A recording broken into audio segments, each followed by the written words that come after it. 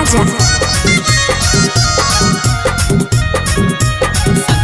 सदिया लागल हौ तोहार छोड़ के चल जीमी ससुराल। सदिया लागल हौ तोहार छोड़ के चल जीमी ससुराल।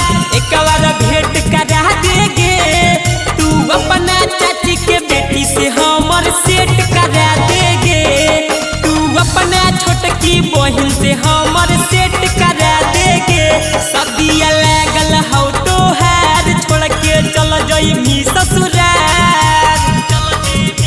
हे गे सदिया लागल हौ तोहार छोड़ के चल जइमी ससुराल।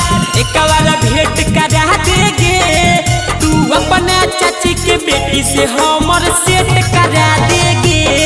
तू अपना छोटकी बहन से हमर सेट करा दे। हे गे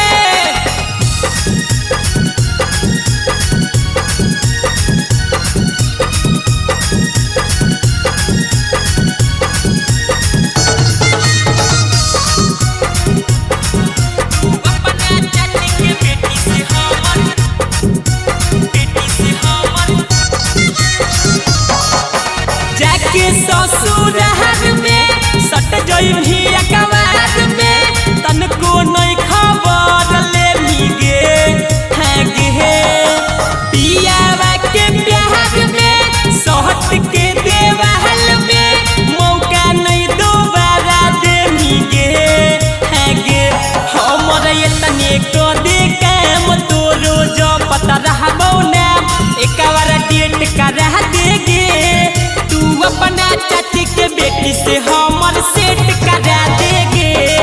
तू अपना छोटकी बहन से हमर सेट करा दे। हे गे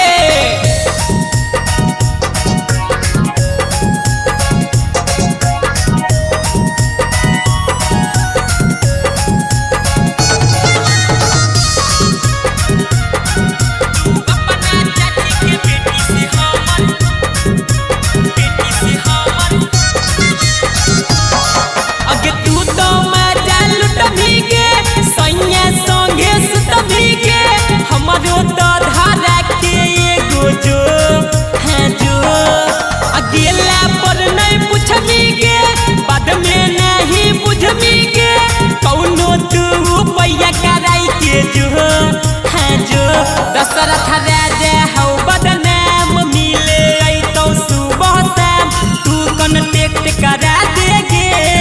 तू अपना चाची के बेटी से हमर सेट करा देगे। तू अपना छोटकी बहन से हम